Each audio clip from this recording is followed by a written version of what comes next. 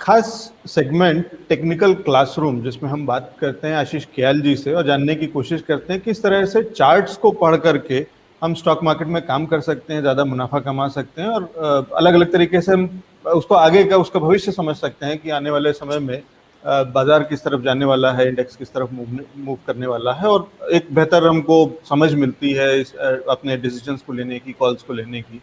और इस खास सेगमेंट को हमारे लिए जो हमारे साथ में हमें इस पढ़ाई को पढ़ाते हैं वो आशीष कयाल जी हैं, जो कि देश के जाने माने टेक्निकल एक्सपर्ट हैं। वेव स्ट्रेटेजी के नाम से उनकी फर्म है और गुरुकुल है उनका, आशीष कयाल गुरुकुल, जहां जिसके माध्यम से वो टेक्निकल क्लासरूम्स, वैसे भी उनके बहुत सारे वेबिनार्स होते हैं और उस पर भी हम बात करते रहते हैं कि किस तरीके से आप उन वेबिनार्स को ज्वाइन करके और बेहतर तरीके से पढ़ सकते हैं। लेकिन फिलहाल चलते हैं आशीष कयाल जी के पास में। आशीष जी, बहुत बहुत स्वागत है फिर आज हमारे शो में। बिल्कुल एलेक्स, बहुत बहुत धन्यवाद। और ये जो आप शो कंडक्ट कर रहे हैं, जैसे कि हम हर टाइम बात करते हैं, बहुत ही बेहतरीन तरीका है लोगों तक अपनी आवाज़ पहुंचाने का, उन्हें सक्षम बनाने का, एम्पावर करने का कि आप सीखिए और सीख कर ट्रेड करिए। वो सबसे ज़्यादा इम्पॉर्टेंट है। अभी के टाइम में आपको अगर ट्रेड सक्सेसफुली करना है तो सीख के ट्रेड करना बहुत ही इम्पॉर्टेंट सब्जेक्ट है जी। और यही हमारा मोटो भी है हमारे चैनल का कि हम चाहते हैं अर्निंग विद लर्निंग, लोग पढ़ सकें, समझ सकें और तब उससे कमाई कर सकें। तो लर्निंग पहले होगी तब तो अर्निंग होगी। और उसी के चलते हम एक एक करके इसको ब्रेक करके पूरे टेक्निकल एनालिसिस को, जिसको हम बहुत कॉम्प्लिकेटेड दूर से दिखता है, बाहर से जब मैं एज अ लेमैन देखता हूँ तो मुझे बहुत ही टेक्निकल, बहुत ही ज़्यादा ही टेक्निकल दिखता है या बहुत ही ज़्यादा कॉम्प्लिकेटेड दिखता है। और उसको आप जितने सरल भाषा में एक एक करके उसके अलग अलग एस्पेक्ट्स को समझा रहे हैं, उससे हमें और हमारे दर्शकों को बहुत लाभ हो रहा है। तो आज जो हम बात करने जा रहे हैं आशीष कयाल जी, आज हम बात करना चाहते हैं इचिमोको क्लाउड पे, जो जहां तक मैं समझता हूँ 1960s के अराउंड में ये इसको शुरुआत करी गई थी इसको यूज करना। क्या होता है इचिमोको क्लाउड और इसको कैसे देखते हैं? देखिए एलेक्स, जो ओवरऑल हमने जो पहले के सेशंस में डिस्कशन किया, कैंडलस्टिक के बारे में समझा, उसके साथ में हमने बॉलिंगर बैंड्स के बारे में समझा। आज हम डिस्कशन करेंगे इचिमोको क्लाउड। ये बहुत ही सिंपल इंडिकेटर है जो प्राइस के ऊपर प्लॉट होता है और बहुत ही पावरफुल इंडिकेटर भी है। काफी जन इस इंडिकेटर को देख के डर जाते हैं क्योंकि काफी सारी चीजें प्राइस चार्ट के साथ में प्लॉट हो जाती है ओवरऑल स्क्रीन के ऊपर, लेकिन इसमें डरने वाली बात नहीं है। अगर आप सिंपल कंसेप्ट मूविंग एवरेज का भी समझते हैं तो इचिमोको क्लाउड समझना बहुत ही आसान होगा। तो चलिए चलते हैं इचिमोको क्लाउड की दुनिया में, समझने की कोशिश करते हैं कि ये इंडिकेटर किस तरीके से प्लॉट किया जाता है। हम इसके फॉर्मूला में तो नहीं जाएंगे, हम फॉर्मूला तो आपको इजीली मिल जाएगा कहीं पे भी। हम इसके एप्लीकेशन पे जाएंगे क्योंकि इसका एप्लीकेशन जो है वो बहुत ही इंपॉर्टेंट है, जो कि काफी सारे जन सही तरीके से अप्लाई नहीं कर पाते इतने सिंपल इंडिकेटर को भी। तो अगर आप मेरी स्क्रीन को देख पा रहे हैं तो आप समझ पाएंगे कि यहाँ पर मैंने जो अप्लाई कर रखा है निफ्टी का डेली चार्ट, ये investing.com है। हम रिकमेंड नहीं करेंगे आप ये प्लेटफॉर्म यूज करिए, आप जो भी प्लेटफॉर्म आपको यूज करना है जहां पे फ्रीली अवेलेबल है आप यूज कर सकते हैं।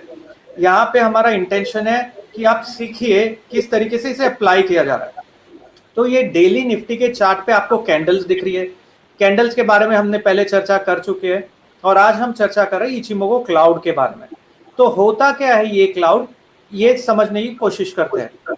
तो यहाँ पर अगर आप देख रहे हैं ये ग्रीन कलर आपको जो दिख रहा है, ये क्लाउड का कलर दर्शाता है, ये ट्रेंड दर्शाता है। अगर क्लाउड ओवरऑल अप ट्रेंड में है, अप ट्रेंड का मतलब है कि अगर प्राइसेस ऊपर की ओर चल रहे हैं और ओवरऑल अप ट्रेंड में है और उसके साथ में ओवरऑल क्लाउड का कलर भी ग्रीन है, तो अगर अप ट्रेंड में है और साथ में क्लाउड का कलर भी ग्रीन है तो ये एक पॉजिटिव टेरिटरी में है, प्राइसेस क्लाउड के ऊपर है और क्लाउड का कलर ग्रीन है।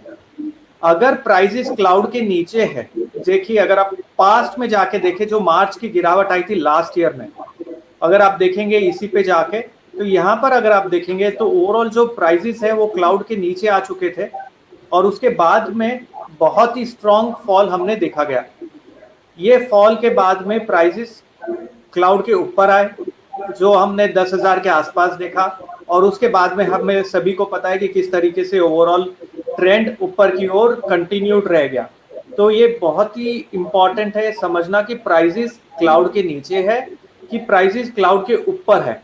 काफी सारे जन ये चीज देखना भूल जाते हैं और वो हर ट्रेड लेना चाहते हैं। अगर प्राइसेस क्लाउड के नीचे है तो इसका मतलब आपको सेल में ट्रेड बेटर मिलेगा, और अगर उसके ऊपर है तो आपको बाय में ट्रेड बेटर मिलेगा। लेकिन खाली इतना सा ही समझना नहीं है। ये देखिए मूविंग एवरेज की तरह काम कर रहा है कि मूविंग एवरेज के ऊपर अगर प्राइसेस है तो आप बाय साइड पे ध्यान रखिए, अगर मूविंग एवरेज के नीचे प्राइसेस है तो आप सेल साइड पे ध्यान रखिए सिमिलरली। लेकिन इसमें आपको बहुत सारी और भी इंफॉर्मेशन मिलती है, चलिए वो देखने की कोशिश करते हैं। एक इंफॉर्मेशन अगर आप देखेंगे तो ये जो क्लाउड का एरिया है ये सपोर्ट के तरफ भी एक्ट करता है। तो जैसे ही प्राइसेस इसके अंदर आते हैं यहाँ से बाउंस बैक होता है, और ऐसे बहुत बार हुआ है। अगर आप देखेंगे इस समय भी यहाँ पर अपर एंड ऑफ द क्लाउड और lower end of the cloud बहुत अच्छे से सपोर्ट एक्ट किया, यहीं से बाउंस बैक हुआ, फिर आया, फिर से बाउंस बैक हुआ, और बाद में अभी हम कुछ साइडवेज एक्शन देख रहे हैं। तो जब भी आप प्राइसेस को ऊपर नीचे मूव होते हुए देखें क्लाउड के, समझ जाइए ये एक साइडवेज मार्केट है, ये एक रेंज बाउंड मार्केट में प्राइसेस अभी मूव होना शुरू हो गया। तो रेंज बाउंड मार्केट में अगर प्राइसेस मूव होना शुरू हो गया है, इसका मतलब है कि आपको ट्रेंड नहीं मिलेगा, और अगर आपको ट्रेंड नहीं मिल रहा है स्टॉक के अंदर तो आप इस इंडेक्स के अंदर, तो मतलब आपको आपकी ट्रेडिंग स्ट्रेटेजी इस हिसाब से बनानी है कि आप सपोर्ट पे जब आता है तो बाय करिए और रेजिस्टेंस पे जब आता है तो सेल करिए। तो ये हुआ क्लाउड को देख के सपोर्ट और रेजिस्टेंस समझने की बात। लेकिन इसी के साथ में एक मिनट आपको रोकना चाहूंगा। ये जो लास्ट में हम आपके ये जो फैग एंड पे इसको रेड में देख रहे हैं, क्या इसका मतलब ये है कि अगले आने वाले हफ्ते में जो प्राइसेस जो हमें जो लेवल्स देखने को मिलेंगे वो और ये दोनों चीजों को मिला करके अगर हम देखेंगे तो हमें एक बेहतर तरीके से आगे का डायरेक्शन मिल जाएगा? बिल्कुल। एक बहुत ही, ये आपने बहुत ही इंपॉर्टेंट क्वेश्चन पूछा कि अगर आप देख रहे हैं तो ये क्लाउड का कलर रेड हो चुका है, जो कि बहुत कम बार हुआ है। अगर मैं पूरा चार्ट जूम इन करूं, ये क्लाउड का कलर रेड जब था जब भी मार्च की गिरावट शुरू हुई थी, और जब अप ट्रेंड शुरू हुआ तो क्लाउड का कलर ग्रीन हो चुका था। ये इतने महीनों के बाद, मतलब एक साल के बाद में आज इस टाइम फिर से क्लाउड का जो फ्यूचर कलर है वो रेड हो चुका है। तो ये एक वार्निंग सिग्नल की तरह एक्ट कर रहा है कि प्राइसेस शायद सेलिंग प्रेशर आने वाले दिनों में बन सकता है। तो जो लोग बहुत सुपर बुलिश है उन्हें ये कॉशियस कर रहा है कि आने वाले दिनों में मोमेंटम कम हो रहा है और शायद प्रेशर बनने की गुंजाइश है। ये क्लाउड जो रेड हो चुका है ग्रीन से, ये एक बहुत अच्छा वार्निंग सिग्नल की तरह एक्ट कर रहा है। लेकिन आपको खाली ये देख के मार्केट में सेल नहीं करना है, क्योंकि ये आपको सेल नहीं बता रहा, ये आपको वार्न कर रहा है। सेल कब करना है? जब आप प्राइसेस को क्लाउड के नीचे आते हुए देखें और वहां पे कैंडलस्टिक पैटर्न में आपको कोई अच्छा कैंडल बनता हुआ नजर आए, जैसे कि इवनिंग स्टार मिल गया या आपको बेरिश एंगल्फिंग मिला या कोई भी पैटर्न आपको कैंडलस्टिक पे बने, तब आप वहां पर एंटर कर सकते हैं। तो इस तरीके से क्लाउड का फ्यूचर कलर देख के आपको वार्निंग की पहले से पता चल जाता है कि यहाँ पे सेलिंग प्रेशर इंटेंसिफाई हो सकता है, जो दूसरे इंडिकेटर्स में नहीं होता है। अगर आप जानना चाहेंगे इस क्लाउड को जापानीज टर्मिनोलॉजी में अगर मैं आपको बताऊं तो इसे अलग अलग टर्मिनोलॉजी में कहा जाता है। जैसे अगर आप देखेंगे तो पहले जो रेड लाइन आप देख रहे हैं, ठीक है, उसे आप देखेंगे तो जो क्लाउड की रेड लाइन है, रेड लाइन मतलब क्या हुई, जो नीचे की लाइन है उसे संकाउ स्पैन बी बोलते हैं, ठीक है। अब और ऊपर की लाइन पे संकाउ स्पैन ए बोलते हैं। ये जापानीज लैंग्वेज में है। जापानीज लैंग्वेज को अवॉइड करके अगर हम बोलना चाहे तो इसे हम कहेंगे लीडिंग स्पैन ए और लीडिंग स्पैन बी। तो इस तरीके से हम बोलते हैं कि क्लाउड के ऊपर का भाग लीडिंग स्पैन ए हो गया, नीचे का भाग लीडिंग स्पैन बी हो गया। इसी के साथ आपको तीन कलर और दिख रहे हैं। एक ये जो रेड लाइन आपको दिख रही है, ये ब्लू लाइन दिख रही है। तो एक जो रेड लाइन आपको दिख रही है, इसे अगर हम देखें तो इसे हम कहते हैं कीजू सेन। कीजू सेन का इंग्लिश वर्जन हो गया बेस लाइन। और इसके ऊपर जो ब्लू लाइन आपको दिख रही है इसे हम कहते हैं तेंकन सेन। तेंकन सेन का मतलब हो गया कन्वर्जन लाइन। और जो एक और लाइन आपको दिख रही है जो लैगिंग लाइन है, जो कि लाइट ग्रीन कलर में है, वो लैगिंग लाइन या चीकू स्पैन बोलते हैं। तो अगर हम टर्मिनोलॉजी की बात करें, एक तो हमने देखा बेस लाइन, अभी मैं इंग्लिश वर्ड यूज करूंगा जिससे इजीली समझ में आए। बेस लाइन, कन्वर्जन लाइन और lagging line. Base line red colour है, कन्वर्जन लाइन ब्लू कलर है और लैगिंग लाइन आपको जो लैग होता हुआ लाइन लाइट कलर में ग्रीन कलर में दिख रहा है वो है। लीडिंग स्पैन एक क्लाउड का अपर भाग है और लीडिंग स्पैन भी क्लाउड का लोअर भाग है।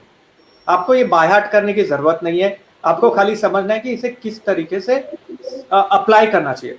तो पहला लाइन ऑफ डिफेंस क्या होता है जब market prices overall up trend में है, तो फर्स्ट लाइन ऑफ सपोर्ट जो बन के आता है वो है ब्लू लाइन।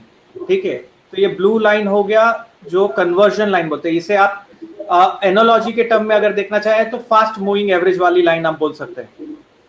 जो रेड लाइन होगी वो दूसरा लेवल ऑफ सपोर्ट है, इसे हम कहेंगे lagging line, sorry not lagging line, इसे हम कहेंगे base line. Base line second line of support हो गई।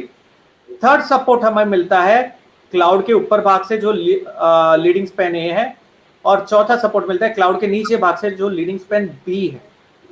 इसमें खाली आपको देखना ये है कि आपको सपोर्ट कहां पर मिल रहा है। अगर आप पास्ट में जाके देखेंगे तो बहुत क्लियरली समझ में आ रहा है ये जो बेस लाइन पे अगर प्राइसेस आते हैं उसके आने के बाद में अगर आपको नेक कैंडल पे पॉजिटिव कैंडल पैटर्न बनता है तो ये एक सपोर्ट लाइन की तरह एक्ट किया और पॉजिटिव कैंडल के बाद में थर्ड कैंडल पे आप बाय कर सकते हैं।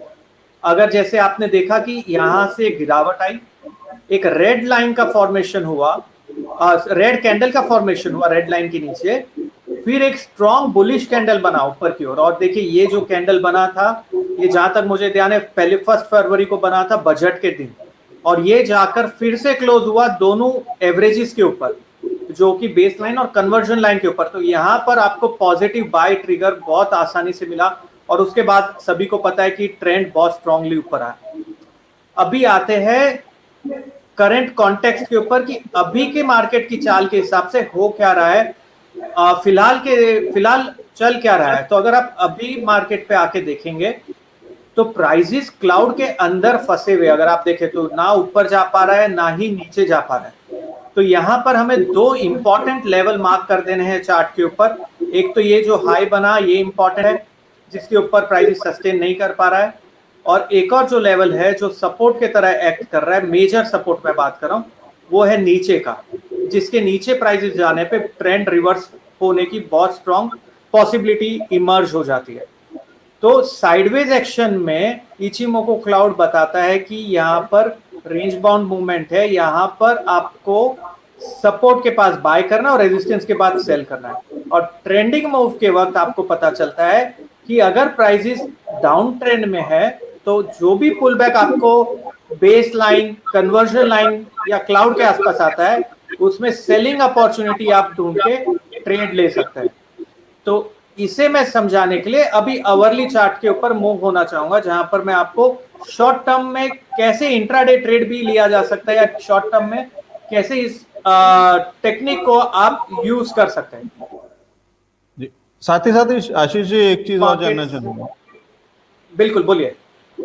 मुझे ये बहुत सिमिलर टू मूविंग एवरेजेस लग रहा है, क्या मैं सही हूँ या क्या डिफरेंस है इसमें और मूविंग एवरेजेस में? आपने बहुत ही सही देखा है कि ये मूविंग एवरेज से बहुत ही सिमिलर है, लेकिन इसके प्लॉटिंग का स्टाइल बहुत ही अलग है। मूविंग एवरेज का जो ड्रॉबैक है वो मैं आपको बताऊंगा कि मूविंग एवरेज में दिक्कत क्या आती है कि वो एवरेज लेता है प्राइस का और उस कारण से वो लेट सिग्नल जनरेट करता है। अगर आप बाय और सेल उसके बेसिस पे करेंगे तो सिग्नल काफी लैग होते हैं, उसे इसीलिए लैगिंग इंडिकेटर भी कहा जाता है। मैं ये नहीं कह रहा कि वो इंडिकेटर अच्छा नहीं है, मैं खाली ये बता रहा हूँ कि उसमें वो उसकी वीकनेस है। और इचिमोको क्लाउड को जिस तरीके से प्लॉट करते हैं इसकी टेक्निक अलग है। इसमें प्राइस जो हाईएस्ट लेवल और लोएस्ट लेवल का कंसिडर किया जाता है, समझे 26 पीरियड में प्राइसेस ने क्या हाई बनाया और क्या लो बनाया, उसके मिडल को हम प्लॉट करते हैं। तो इधर डायरेक्टली प्राइसेस इन्वॉल्व है जहां पर हम एवरेज आउट नहीं कर रहे, तो एवरेज आउट नहीं करने के कारण यहाँ पर लीडिंग सिग्नल हमें मिल सकता है। तो ये बहुत ही इंपॉर्टेंट ऑब्जर्वेशन है जो काफी जन मूविंग एवरेज यूज करने वाले इस इंडिकेटर को भी मूविंग एवरेज की तरह यूज कर सकते हैं, और बल्कि डिसीजन मेकिंग एबिलिटी बहुत बेटर हो जाती है क्योंकि आपको खाली बाय और सेल नहीं, आपको सपोर्ट मिल रहा है, आपको रेजिस्टेंस मिल पा रहा है, आपको फ्यूचर में क्या होगा उसके बारे में एक जानकारी मिल पा रही है, एक वार्निंग सिग्नल मिल पा रहा है, और उस हिसाब से आप ट्रेड देख पा रहे हैं इस इचिमोगो क्लाउड पे। शॉर्ट टर्म में आप जो बता रहे थे, एक बार फिर वो उस पे आगे चलते हैं कि अगर फोकस करते हैं, में स्विंग के हिसाब से अगर हम देखना चाहें वीक टू वीक बेसिस पे या इंट्राडे पे देखना चाहें तो ये कितना कारगर है? बिल्कुल। तो चलिए शॉर्ट टर्म के लिहाज से अगर हम देखते हैं, शॉर्ट टर्म में देखिए प्राइजेस, ये आवरली चार्ट है, इसके अंदर इचिमोगो क्लाउड मैंने अप्लाई किया है। यहाँ पर आपको एक ध्यान रखना बिल्कुल है कि डेली पे क्लाउड के ऊपर प्राइजेस चल रहा था, तो मतलब आपको बाइंग अपॉर्चुनिटी ढूंढनी है, क्योंकि डेली टाइम फ्रेम पे ओवरऑल ट्रेंड बाय में है। और ये देखिए प्राइमरी ट्रेंड की बात करें, डाउ थियरी के हिसाब से प्राइमरी ट्रेंड के डायरेक्शन में ही आपको ट्रेड लेना है, तो प्राइमरी ट्रेंड ऊपर है, आपको डेली से समझ आया। अभी आते सेकेंडरी ट्रेंड पे, सेकेंडरी ट्रेंड में आपने देखा कि प्राइजेस क्लाउड के नीचे है, आपको कुछ नहीं करना है, वेट करिए। जिस वक्त प्राइजेस क्लाउड के ऊपर गए आपको वहां बाइंग अपॉर्चुनिटी मिली। यहां पर अगर आपने बाय नहीं किया, आप देखेंगे ये पूरे अप ट्रेंड में प्राइजेस बार बार जो बेस लाइन है, जो रेड कलर की लाइन है, वहां सपोर्ट ले रहा है, फिर आया, फिर सपोर्ट लेके बाउंस बैक हो रहा है। तो जैसे ही सपोर्ट लेके बाउंस बैक हो, आप वापस से इनिशिएट कर सकते हैं बाय। और ये खाली इसी ट्रेंड में नहीं, आप पहले के कोई भी ट्रेंड में अगर आप देखेंगे तो ये बेस लाइन बहुत ही बेहतरीन सपोर्ट की तरह एक्ट कर रही है। यहाँ पर आपने देखा कि फिर आया, सपोर्ट लेके बाउंस बैक हुआ, फिर से आके सपोर्ट लेके बाउंस बैक हो रहा है। तो अगर ये चीज को आप ट्रैक करें, प्राइसेस क्लाउड के नीचे आए, लेकिन आप सेल इसलिए नहीं ले रहे हैं क्योंकि प्राइमरी ट्रेंड जो आपने डेली पे देखा वो पॉजिटिव था, उसके बाद में फिर से प्राइसेस बाउंस बैक हुआ ऊपर की ओर, तो आपने बाइंग अपॉर्चुनिटी देखी मार्केट में और उस तरीके से आप ट्रेड ले सकते हैं। तो अभी अगर हम आके देखें तो यहाँ बहुत इंटरेस्टिंग सिनेरियो है, जो अभी तक ट्रेंड हमें दिख रहा था, यहाँ आके देख के समझ में आता है यार यहाँ पर तो ट्रेंड ही नहीं है। प्राइसेस अगर लेकिन ऊपर गए क्लाउड के, फिर नीचे आए, फिर ऊपर गए, फिर नीचे आए, और ये चीज हमें डेली चार्ट पे बहुत ही क्लियरली समझ में आ रही थी। तो देखिए सबसे ज्यादा नुकसान ट्रेडर्स कहाँ करते हैं? जब मार्केट साइडवेज हो जाता है, जहां ट्रेंड नहीं रहता है, वहां पर ट्रेडर्स नुकसान करते हैं। और अगर आपको ऐसे कुछ इंडिकेटर से पता चलता है कि मार्केट साइडवेज है, तो आपके लिए बहुत ही बेहतरीन इंपॉर्टेंट इंफॉर्मेशन है। और जब अगर आपको पता चलता है कि मार्केट ट्रेंडिंग है, तो आप इसे ट्रेंड फॉलोइंग की मेथड की तरह यूज कर सकते हैं। तो करना क्या, जब मार्केट साइडवेज आ गया तो आप बॉलिंगर बैंड लगा दीजिए, जो हमने पहले के सेशंस में डिस्कस किया है। और मार्केट जब ट्रेंड में है तो आप इचिमोगो क्लाउड लगा के एंटर कर सकते हैं बहुत ही इजी तरीके के साथ, और आप पूरा का पूरा ट्रेंड राइड कर सकते हैं इस तकनीक को लेके। अगर आप शॉर्ट टर्म में देखा है, 15 मिनट के चार्ट पे भी आप देख सकते हैं। अगर आज के दिन पे देखा जाए, क्लाउड को ब्रेक किया और पूरे दिन में अगर आप देखें तो एक भी बार बेस लाइन के ऊपर, जो रेड लाइन है उसके ऊपर क्लोज नहीं किया है बाजार ने। तो मतलब इंट्राडे में पूरे दिन में आपको सेलिंग अपॉर्चुनिटी थी, पुल बैक आया, सेल अपॉर्चुनिटी, पुल बैक आया, सेल अपॉर्चुनिटी, इस तरीके से आप ट्रेड कर सकते थे इंट्राडे के लिहाज से मैं बोल रहा हूं। और अगर आप यहां पर पिछले अप ट्रेंड में देखिए, वहां पर से पुल बैक आया बेस लाइन पे, फिर बाउंस हुआ, फिर पुल बैक आया बेस लाइन पे, फिर से बाउंस बैक हुआ, और पूरा अप ट्रेंड आप कैप्चर कर पाते थे। मतलब आपने अप ट्रेंड भी कैप्चर किया, डाउन ट्रेंड भी कैप्चर किया, और आप मार्केट में बने रहे बिना किसी दिक्कत के। इंट्राडे ट्रेड के लिहाज से, पोजिशनल ट्रेड के लिहाज से मार्केट में ट्रेड करना मुश्किल है, जो हमें आवरली चार्ट से समझ में आया। और ये क्यों मुश्किल है? जो डेली चार्ट हमें दर्शा रहा है कि ओवरऑल प्राइसेस क्लाउड में फंस गए हैं, ना वो ऊपर जा पा रहे, ना ये नीचे जा पा रहे। और इसी का कारण है कि ट्रेडर्स को निफ्टी ट्रेडिंग करने के में दिक्कतें आ रही है, लेकिन इंट्राडे ट्रेड करने के लिए आपको फिर भी अपॉर्चुनिटी इस बेसिस पे मिल पा रही है। तो इस तरीके से मैं कहूंगा कि यूज कर सकते हैं आप। आशीष जी, चलते चलते एक चीज और जानना चाहता हूँ कि हमने इसके फायदे तो समझ लिए कि कितना इस्तेमाल किया जा सकता है, कहाँ पे, क्या कुछ इसके लिमिटेशंस हैं? कोई ऐसी चीज जो कि हमें ध्यान रखनी चाहिए कि क्या, किन चीजों, इसका लिमिटेशंस क्या है? देखिए लिमिटेशंस ये है, जब मार्केट साइडवेज हो जाता है तो आपको फॉल्स क्लाउड के ऊपर मूव और फॉल्स क्लाउड के नीचे मूव आ सकते हैं, तो वो एक लिमिटेशन है। और उस दरमियान आपको बॉलिंगर बैंड जैसी टेक्निक को यूज करना होगा। तो लिमिटेशन तो सभी इंडिकेटर पे होती है, लेकिन आप कैंडलस्टिक को भी नजर में रखिए। खाली क्लाउड के बेसिस पे, खाली बेस लाइन, कन्वर्जन लाइन के बेसिस पे ट्रेड नहीं ले रहे। आप कैंडलस्टिक पे भी पूरा फोकस रखें, वहां पर अगर सिग्नल मिलता है और साथ में क्लाउड पे सिग्नल मिलता है तो बहुत ही बेहतरीन इंडिकेटर और बहुत ही बेहतरीन वे से आप ट्रेड कर पाएंगे इस सिंपल इंडिकेटर को यूज करके।